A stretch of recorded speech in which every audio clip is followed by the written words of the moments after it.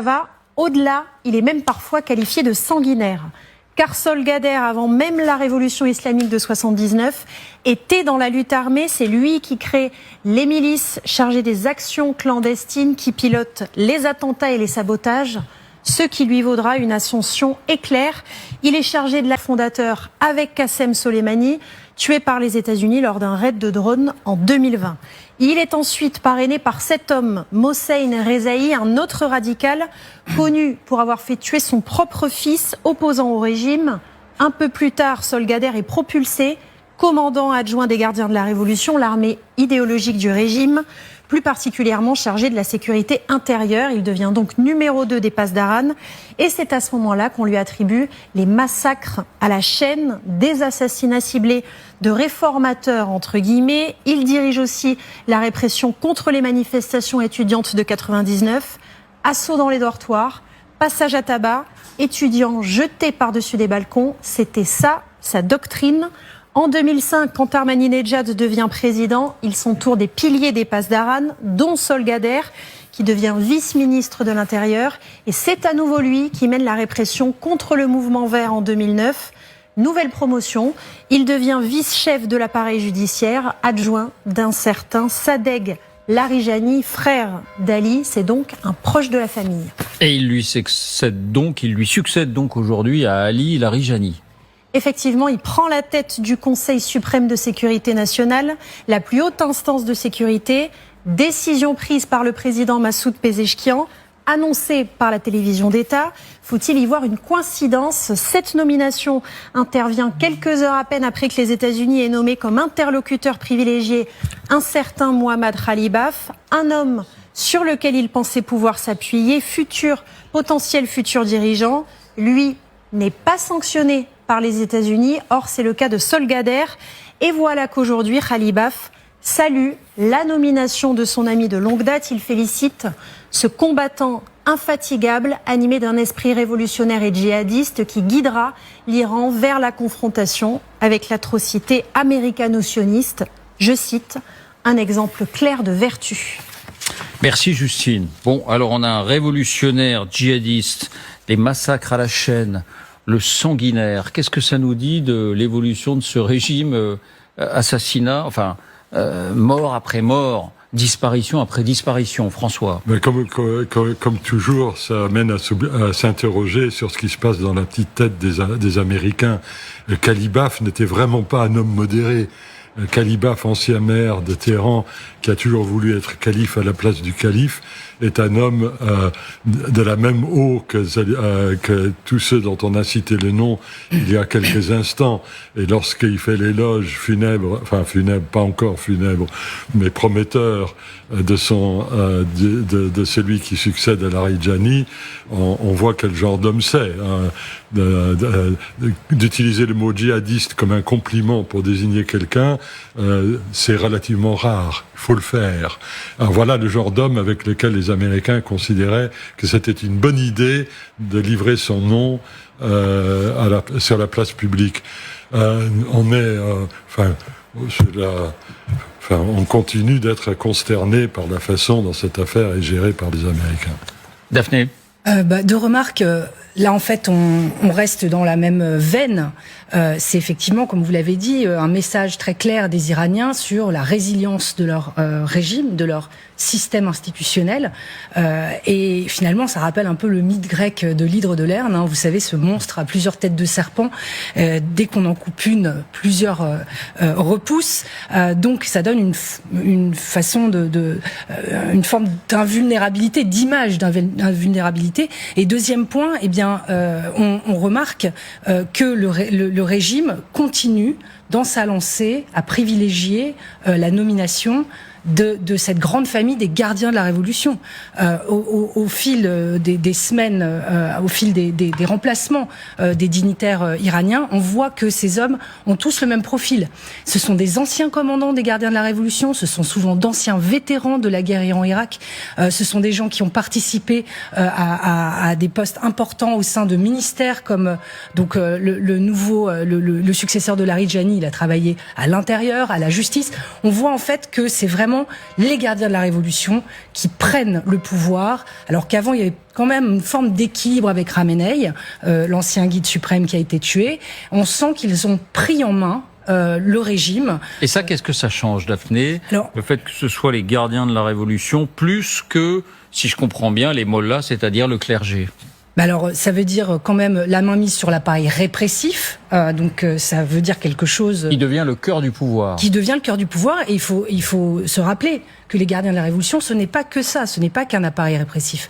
C'est tout un appareil de gens qui détiennent un pouvoir en Iran. Sanguinaire, lui, est sous sanction américaine. Alors, je ne sais pas si ça établit une hiérarchie dans la dureté. À chaque fois, on parle des durs. Et c'est vrai qu'à la longue, on est un peu démuni pour évaluer le degré de dureté ou de férocité, diraient certains chrétiens. Et je crois qu'il faut dépasser ce degré de dureté pour essayer de comprendre ce qui se passe dans le régime lui-même, qui de toute évidence subit une évolution. Le fait que le guide suprême soit mourant, soit subclaquant, soit mort carrément, et on le cache, peu importe au fond, il n'est pas là, sauf en tant qu'entité institutionnelle. Mais il laisse une vacance totale.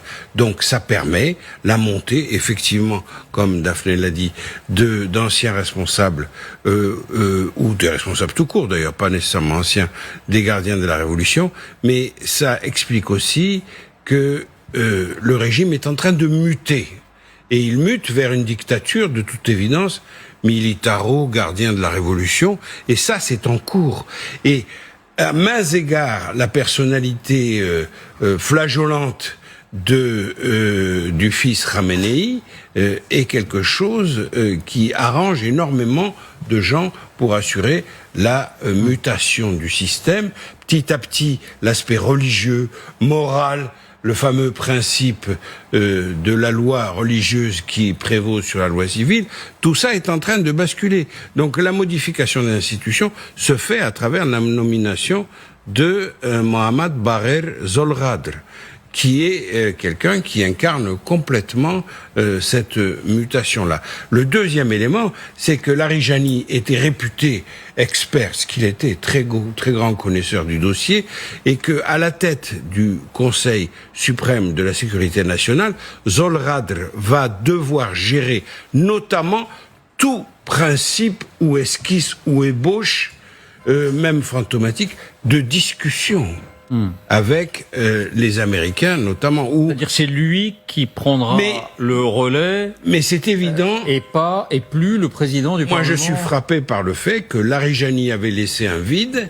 Maintenant, il y a quelqu'un pour éventuellement remplir cette fonction-là. Et que ce quelqu'un n'est pas un mou ni un tendre. Donc, c'est une façon très claire d'annoncer la couleur, si il doit y avoir ouverture de négociation, évidemment pas directe, mais indirecte. Principal enseignement pour vous, Grégory? Non, vous avez raison. Un dur parmi les durs, c'est ce que on a écrit en bas de l'écran. Dans ce système de la République islamique, on a vu parfois émerger ceux qu'on a qualifiés parfois un peu facilement de réformateurs ou les réformistes. On évoquait le mouvement vert 2009, Ratami, Moussavi, etc. Vous avez alors ils font partie du système. Faut pas. D'ailleurs, quand vous en parlez avec des Iraniens, ils vous disent non mais attendez, ils sont dans le système de cette République islamique. Mais oui, il y a eu des périodes où ces réformateurs ont un peu pris l'ascendant.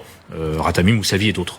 Là, clairement, ce n'est pas ce type de personnalité qui a été choisi, alors qu'on pourrait se dire, peut-être qu'à un moment donné, s'il devait y avoir un dialogue avec les États-Unis ou la communauté internationale, peut-être prenons quelqu'un d'un peu plus compatible. Non, on choisit clairement des durs, issus, et ce que Daphné a dit est très important, des gardiens de la Révolution qui dominent complètement ce pays. Ce sont eux qui dirigent ce pays aujourd'hui. C'est pas Mojtaba Khamenei, c'est sûr. C'est pas Pezeshkian, c'est sûr. Ce sont les gardiens qui sont encore plus au pouvoir qu'ils ne l'étaient avant le 28 février. Donc ceux qui détiennent le pouvoir économique, qui détiennent 40%, dit-on, de l'économie iranienne, ceux qui détiennent l'essentiel du pouvoir de répression.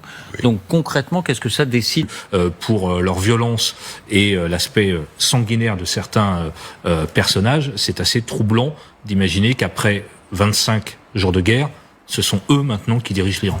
Bon, alors, on a demandé à Irbod Degani-Hazar, qui est depuis le début de cette guerre l'un des meilleurs connaisseurs de cette situation intérieure iranienne, de nous rejoindre. Bonsoir. Bonsoir Irbod, vous êtes avocat franco-iranien et vous êtes aussi président de l'association Nowrouz. Merci de nous retrouver ce soir. On dit sur ce plateau qu'il y a une mutation du régime. Le clergé prend moins de place au sommet du pouvoir, les gardiens de la révolution en prennent davantage. Qu'est-ce que ça signifie ? Je vous demanderai pas si c'est une bonne ou une mauvaise nouvelle, mais cette mutation-là, est-ce qu'elle est de nature à rendre ce régime plus pragmatique ou plus jusqu'au boutiste ? Alors, je crois que la réponse est obligatoirement, on donne les clés aux plus sanguinaires de tous. Et c'est très inquiétant. J'ai eu quelques échanges et les gens sont très inquiets. Personnellement, je ne crois pas dans ce dialogue entre Trump et qui que ce soit à l'intérieur, parce que les deux choisissent. Je vous rappelle que Ralibov, c'est celui qui, dans l'Assemblée, a fait crier et applaudir toute l'Assemblée, amener la liesse sur « À mort l'Amérique » à plusieurs reprises, et que le second, Zolredal, c'est celui qui a traduit l'ouvrage dont je vous dirai le nom qu'on m'a envoyé, qui est l'ouvrage qui explique comment détruire Israël et quelle est l'idéologie du djihad, si vous voulez. Donc on a quand même pris les deux extrêmes. Alors il y a deux manières, soit on a voulu leur mettre des cibles sur la tête, et c'est une bonne manière de faire, c'est-à-dire on a visé, tiens, il nous manque ces deux-là, il faut y aller, mais pour les Iraniens, c'est pas crédible. Et je pense que autant... je pense qu'il y a une certaine... Pas crédible, hein, vous dites. Non. Pas crédible dans leur faculté à ils ne peuvent diriger une nation. Non, ils ne peuvent que durcir.